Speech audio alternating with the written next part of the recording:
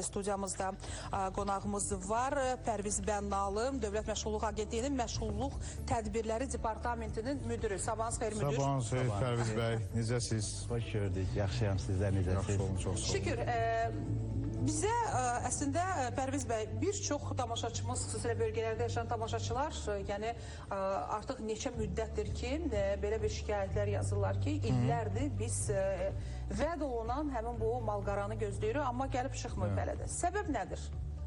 Ümumiyyətcə, özünə məşğulluq proqramı bir sosial proqramdır. Dövlətin maddi dəstəyi ilə həyata keçirilir. Xüsusilə də şəxslərə, dövlətin dəstəyi ilə sosial əsas kateqoriya şəxslərə, az təminatlı şəxslərə verilən natural şəkildə həyata keçirilir. Əsasən iki profil və istiqaməti var. Bir, istehsal xidmət istiqaməti üzrədir ki, burada artıq 28 zərf üzrə, 28 istiqamət üzrə zərfləri təmin edirik. İki, kənd təsərrüfatı istiqaməti üzrədir ki, burada 4 zərf istiqamət üzrə həyata keçiririk. Xüsusilə də insanların daha çox ilgisi və maraq dairəsi daha çox kənd təsərrüfatı istiqaməti üzrə olur və bunun da içərisində 4 istiqamətə baxanda əsasən maldarlıq və qoyunçuluq və arıçılıq və keçicilikdir. Xüsusi əhəmiyyət kəsb edir maldarlıq və qoyunçuluq. Bildiyimiz kimi bu proqram dövlətin dəstəyi ilə həyata keçirilir və il ərzində bir iqtisadi əsaslandırma olur, analizlər olunur, iqtisadi əsas baxımdan təhlillər olunur və müəyyənləşdirilir hər il ərzində kvotalar. Orta hesabla biz 2025-ci ildə 16 min nəfərdən çox şəxsin özünə məşğulluqla istiqaməti üzrə proseslərini həyata keçirib təmin etmişik və bu 16 mindən çoxun tam 50%-dən çoxsu kənd təsərrüfatı istiqaməti üzrədir. Lakin bu proqram cəmiyyətdə insanların daha çox müsbət qarşıladığı və müraciətin çox olduğunu nəzərə alaraq biz 16 min həyata keçirə bilirik, amma insanlar daha çox müraciət edir. Xüsusilə də rayonlarda, kəndlərdə müraciətlər daha çox baş verir və maldarlıq və qoyunçuluq. Amma biz dediyimiz kimi bu həm büdcə nöqteyi nəzərindən, həm iqtisadi nöqteyi nəzərindən, həm də işin səmərəliliyi və həyata keçirilməsi nöqteyi nəzərindən il ərzində kənd təsərrüfatı proqramı üzrə 8 min civarında, 8-9 min civarında həyata keçiririk. Bizə konkret şikayətdə insan, vətəndaş 6 ildir heyvanı gözlədiyin deyir. Hansı səbəblər olmalıdır ki 6 il gözləsin? Yəni nədir əngəl orada? Birinci, vətəndaşla bağlı situasiyanı və sizin proqramınıza baxmışam, izah verim. Həmin vətəndaş doğrudur 2021-ci ildə müraciət edib və 2021-ci ildə müraciət edən vətəndaşın biz 2023-cü ildə özünə məşğulluq proqramı ilə bir proqramdır ki, bir neçə mərhələdən ibarətdir. İlkin mərhələdə şəxsin məşğul imkanları qiymətləndirilir, fərdi məşğulluq proqramı tərtib olunur və həmin şəxsin özünə məşğulluğu çıxır. Çıxdıqdan sonra biz həmin şəxsin növbəti çatdığı zaman monitorinq həyata keçiririk. Həmin vətəndaşı biz 24-cü ildə monitorinq həyata keçirmişik, yəni 21-ci ilin sonunda müraciət edib, 24-cü ilin əvvəlində növbəsi çatıb monitorinq etmişik. Şəxsin tövlə şəraiti, bildiyimiz kimi biz qanunvericinin də konkret tələb edir ki, məşğul haqqında qanunvericinin 24.1.1-in xüsusilə tələb edir ki, biz şəxsi monitorinq edəndə 4 indikatora xüsusilə baxırıq. Bir, təcrübəsi, bunu altını çizərək demək istəyirəm ki, insanlarımıza doğru fikir formalaşsın. 2, peşəsinin uyğunluğu. 3, şəraiti, ən vacib. Bu vətəndaşda bu məsələnin üzərində dayanmağa çalışıram. 4, məşğulluq təcrübəsi. Bu şəxsin şəraiti veriləcək heyvanlara, xüsusilə maldarlığa heç uyğunluğu yoxdur. Və həmin şəxs həmin səbəbdən 24-cü ildə imtina olunubdur. Üzr istəyirəm, 21-də müraciət edib, adama 21-də qiymətləndirib deyilməlidir ki, gözəl insan, sən şəraitin yoxdur, şərait düzəlt, biz sənə bu heyvanı verək. Amma adam 3 il gözləyir və 3 ildən sonra məlum olur ki, şəraiti yoxmuş. Mehman bəy, orada bir incə məqam var. Bir, müraciət sayı həddən artıq çoxdur. 2, biz həmin vətəndaşları qiymətləndirəndə gedib vətəndaşın şəraitinin yerində baxırıq. Şəraitinin yerində baxır. Əgər biz insanların növbəsi çatmadığı halda şəraitin yerində baxma imkanlarımız birinci fiziki mümkündür. Çünki say kifayət qədər böyükdür. İl ərzində təxminən biz 15-16 min nəfərə əmlak veririksə biz 30 min nəfərlə iş apara bilirik. Amma misal deyim ki, bizim müraciətlərimiz bunun bəlkəsində il ərzində daha yüksək formada olur. İkincisi, şəxsin məşğul imkanları qiymətləndiriləndə ilk girişdə, yəni şəxs gəlir dost mərkəzlərinə, regional məşğul filialına yaxınlaşdıqda şəxsə bir sıra suallar verilir ki, şəxsin özünə məşğulluğu uyğunluğu müəyyənləşdirmək. Orada suallardan biri də şəxsin şəraitinin uyğunluğunla bağlı suallardır. Fəriz bəy, burada sözünüzü biraz kəsməli olacağım. Baxın, konkret elə şəraiti demişkən, vətəndaşa deyiblər ki, sənin tövlən evdən aralıdır. Vətəndaşın iddiasıdır. Vətəndaşın iddiasına hörmətlə yanaşıram. Biz bu məsələdə neytralıq. Lakin vətəndaşın iddiasına hörmətlə yanaşıram. Lakin elə deyil. Vətəndaşın biz zaten doğru buyurursunuz ki, tövlə evə bitişik ola bilməz. Tövlə kənarda olmalıdır. Kənd yerlərində, həyətlərdə və yaxud da bağlarda olur və yaxud da sahələrdə olur.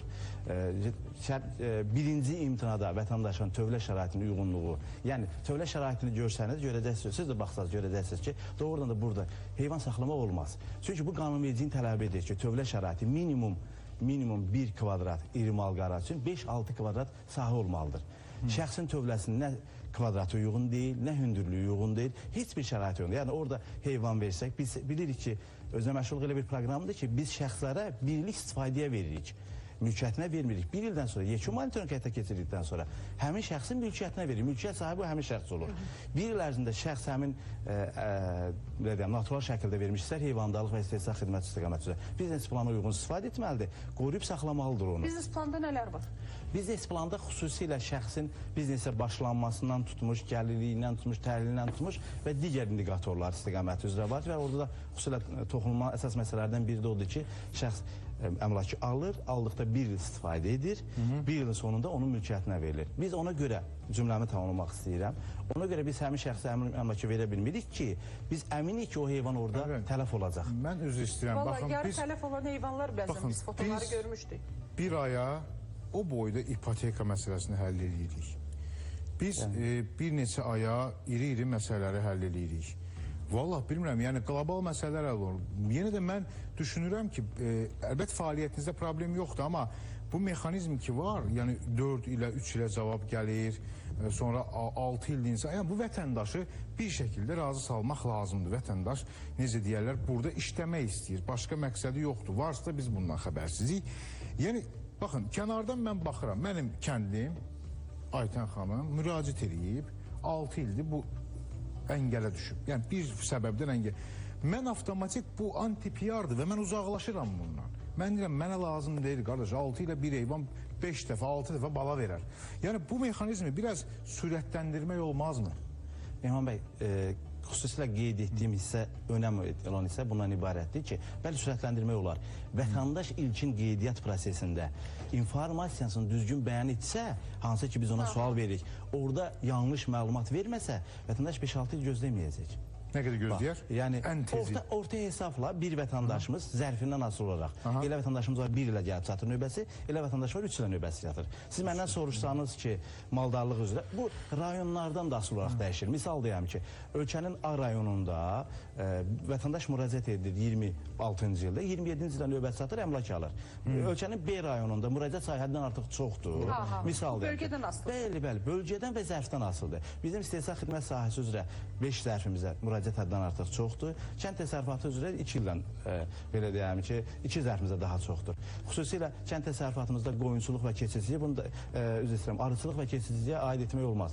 Bu il müraciət edir, gələn növbəsi çatır və əmlak ilə təmin olunur. Pərviz bəy, heyvanlar hardan gətirilir? Ümumiyyətlə onlar hansı nəzarətdən keçir, o şəxsləri veriləndə biz düzdür indi müəyyən bir müddət əvvəl onların bir dəri bir sümük olduğunu şahid idik. Yəni bundan sonra vəziyyət artıq korrekt olundu mu? Ümumiyyətlə biz özünə məşğul istiqaməti üzrə zərflərimizin bir çoxları xüsusilə maldarlıq və qoyunçuluq idxaldır. Ölkədən kənarda gətirilir. İndi inşallah bu il niyyətimiz odur ki, idxalda cins malqarıya daha çox üstünlük verək, maldarlıq üzərindən və Holstein və simental sortların üzərindən həyata keçirməyə çalışırıq ki, simental sortlar verək, cins malqara verək. Fərqləri nədir? İkisi də cins malqaradır. Südünə görə hər ikisi də yüksək. Südçülüyünə görə hər ikisi yüksəkdir. Bu ilə qədər isə biz cins malqara deyil, daha çox yerli cinslərə, daha çox yerli təbiətə daha çox uyğun olan belə desək heyvandarlıqla təmin edirdik. Əsasən də digər ölkələrdən ixal olunurdu. Gürcüstan və yaxud da və digər Dağıstandan və ya digər ölkələrdən belə desək tədarükçü şirkət oradan təmin edirdi. Qaldı sizin qeydlərinizdə heyvandarlığın ağırlıq falan olması doğrudan bu bir çətin bir prosesdir. Bu gün bizim özümüz fərd olaraq hər birimiz biz orta hesabla bir il ərzində 5000 nəfərə ilmallarlıq veririk. Bir il ərzində 5000 nəfərə. Orta hesabla 15000 bir nəfərə də 3 baş mal veririk. 15000 baş mal sayıdır. İstənilən birimiz gedib hardansa qısa müddət ərzində, bir neçə ay ərzində 15000 malı alsa, bunun içərisində qüsurlu heyvan olacaq. Bu qaçılmazdır. Baxın, istənilən birimiz, onlar yoxlanmalıdır. Tam doğrudur. Tam doğrudur. Yoxlanmalıdır. Ölkə ixal olunur, karantində qalır. Ölkənin müvafiq qurumları, bu sahəyə belə də maddi məhsul qurumları, hökumətimizin qurumları, onları bir-bir yoxlayır. Yoxladıqdan sonra 21 gün, ən azı minimum 21 gün və 30 gün karantində qalır. Karantindən sonra həmin heyvanların hər birini ayrı-ayrılıqda, çünki həmin heyvanlar birxalanır. Sağlamlıqla bağlı axlar təmin olunur. Bəli, axlar təmin olunur. Axlar təmin olduqdan sonra həmin heyvanlar verilir. Bununla da bitmir. Biz vətəndaşın yeni yanındayıq. Vətəndaşa deyirik, bir ay ərzində heyvanda qüsur olarsa, tələf olma halı olarsa, bunu yerli baytarlıq qurumundan aktlarınızı tərtib edirsiniz. Deyalım ki, heyvan tələf oldu. Şəxs həmin heyvanların şəklini çəkir, baytarı dəvət edir, baytar onu yarım aktını tərtib edir, müəyyənləşdirir. Və bir ay ərzində həmin heyvanlar tələf olursa, həmin heyvanlar dəyişdirilir və yenisi ilə verilir. Bəli, bəli. Fərid bəy, belə bir misallar göstərə bilərik kimi, məsələn, nümunə olaraq Əliyə bir heyvan vermişdik 5 il əvvəl, bugün onun təsərrüfatı 40 heyvandır. Niyə deyirəm? Çünki belə nümunələr olmadıqca və yaxud varsa göstərilmədikcə insanların doğrudan da bu yolla özlərinə bir təsərrüfat qurması məsələsi biraz inandırıcı görünmür. Yenə deyirəm, göstərilməlidir ki, məsələn, mehmana bir heyvan vermişdik 3 il əvvəl, adam bir təsərrüfat qurur. Yəni, ya belə nümunələr yoxdur, ya da var göstərmirsiniz. Var. Var, təəssüf ki, göstərtmədiksə bizim qüsurumuzdur. Növbəti proseslərdə təqdim edərik. Biz sizlərə var, bəli, kifayət qədər elə nümunələrimiz var. Həm istehsal xidmət sahəsi üzrə, həm kənd təsərrüfatı istiqaməti üzrə. Hətta elə sahibkarlarımız var ki, istehsal xidmət sahəsi üzrə artıq bir şəxs idi özünün məşğulunu təmin edən, bugün artıq 3 şəxsdir. Özündən başqa 2 nəfərə artıq işə götürənə çevrilibdir. Belə artıq şəxslərimiz var və xüsusilə də bu istiqamət üzrə agentlik olaraq biz həmin şəxsləri əlavə təşviq edici proqramlarla təşviq edirik. Xüsusilə də. Biz indi maldarlıqdan, heyvandarlıqdan danışdıq, amma Bakı şəhəri, iri şəhərlərdə də ümumiyyətlə insanlar var ki, indi cavan gənc nəsildir. Onlar özünə məşğulluq belə də proqramına cəlb olunurlar və istəyirlər də bir balaca bir biznesdən başlasınlar. Məsələn, həmin bu qəhvə, deməli, balaca bir treylerlər görür, maşınları, bərbərdir və s. Bu istiqamətdə neçə yaşdan addım atılmalıdır, hara müraciət etmək lazımdır və belə deyək də və neçə müddət gözləmək lazımdır? Ümumiyyətcə, istehsal xidmət sahəsi üzrə il ərzində biz ölkədə 7-8 min şəxsi əmlaklar təmin edirik. Və bunun da xüsusilə də böyük payında böyük şəhərlər xüsusi rol oynayır. Bakı və Abşeron və yaxud da Gəncə və yaxud da böyük şəhərlərimiz xüsusilə rol oynayır. Çünki insanların daha çox olduğu yerdə bunun həm iqtisadi əsası, həm zərurəti var. Daha çox müraciət edirlər. Bunun üçün müraciət üçün şəxslərimiz qanunvericinin əhatə dairəsinə düşən şəxslər, yəni 65 yaşa qədər, 16 yaşından 65 yaşa qədər şəxslər Dövlət Məşğulluq Agentliyinin regional məşğulluq filiallarına və dost mərkəzlərinə yaxınlaşırlar. Həmin şəxslərin məşğulluq imkanları qiymətləndirilir. Məşğulluq imkanları qiymətləndirilir. Toxunduğum o məsələlər var idi. Adamın təcrübəsi varmı? Adamın bunun belə bir çıxmasını, İqtisadi təhlil, bəli. Həmin şəxsin tam doğru. Həmin şəxsin özünə məşğulluq istiqaməti üzrə tədbiri çıxırsa, həmin şəxs gəlir növbəyə. Elə istehsal xidmət zərflərimiz var ki, adam bir müraciət edir, ilin əvvəli, ilin sonu əmlakını veririk. Bəli, amma elə zərfimiz var ki, orada müraciət sayısı çoxdur. Örnək verim, məmulatı. Hamı məmulatına müraciət edir, xüsusilə xanımlarımız. Bəli, şirniyyət evlər. Burada bir yox, 2 il və yaxud 3 il. Yəni 2 və 3 il regionundan asılı olaraq, yenə dediyim kimi, şəhərinə və regionuna asılı dəyişə bilir. 2 və 3 il gözləməli olur və əmlaklarına təmin olunur. Əmlaklarına təmin olunmaqdan sonra biz bu adamdan iş bitirmirik. Mehman bəy dediyi məsələ toxunmaq istəyirəm, xüsusilə istehsal xidmətdə.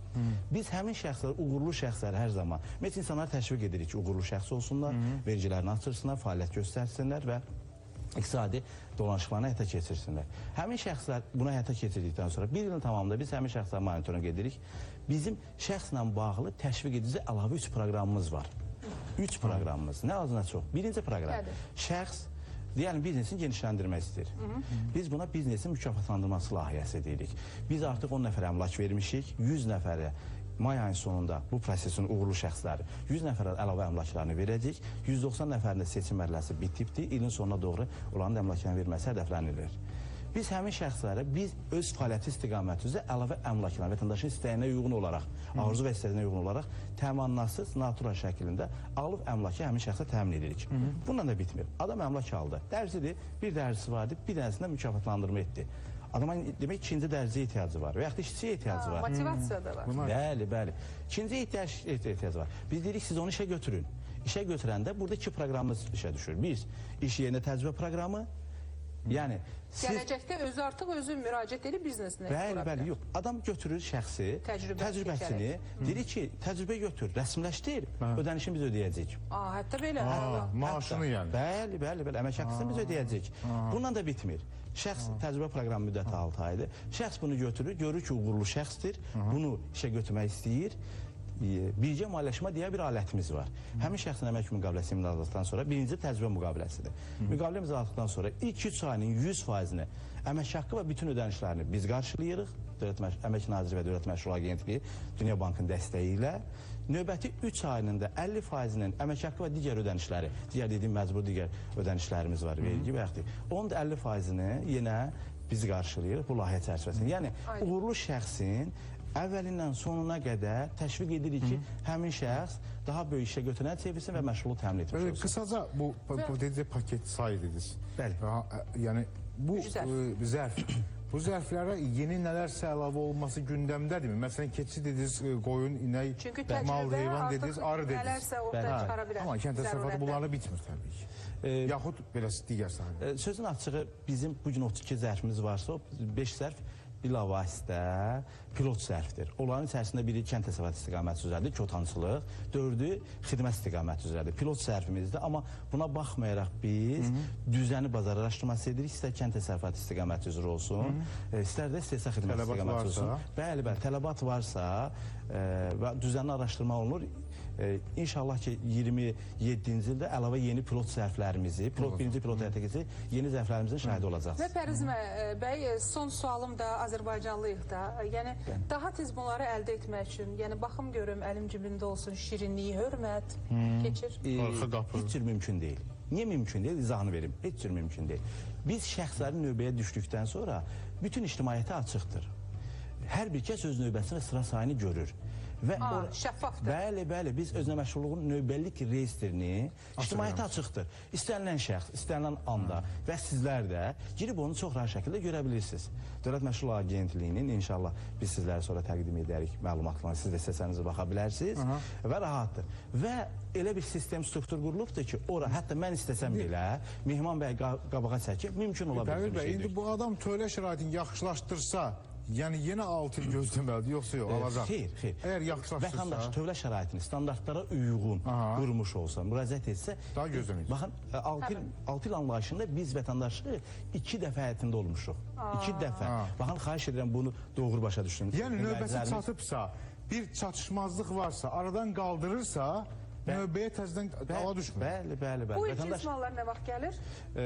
İnşallah 7-ci və 8-ci aydan artıq hədəfləyirik. Bəli, 7-ci iyul avqust ayından hədəflənir ki, istismar qaramız və digər kənd təsərrüfatı və digər proqramlar üzrə artıq əmlaklarımızda belə mühaliyə. Təşəkkür edirik. Əlavə etməyə hansı bir sözünüz varmı? Mən təşəkkür edirəm belə bir şərait yaratdınız ki, izah verməyə. Əlbəttə olmalı bu. Təşəkkür edirəm, minnətdaram. Pərviz Bənnalı Dövlət Məşğulluq Agentliyinin Məşğulluq Tədbirləri Departamentinin rəhbəri studiyamızda qonaq idi. Əziz tamaşaçılar, ümidvaram ki, bir çox suallara cavab tapa bildiniz. Kiçik bir anonsumuz ardınca davam edək. Necə deyirlər, çörəyi çörəkçiyə vermək lazımdır. Adam yəni suallarını... Onlar da 5-in üstəliyi vəd eləyirlər hər halda.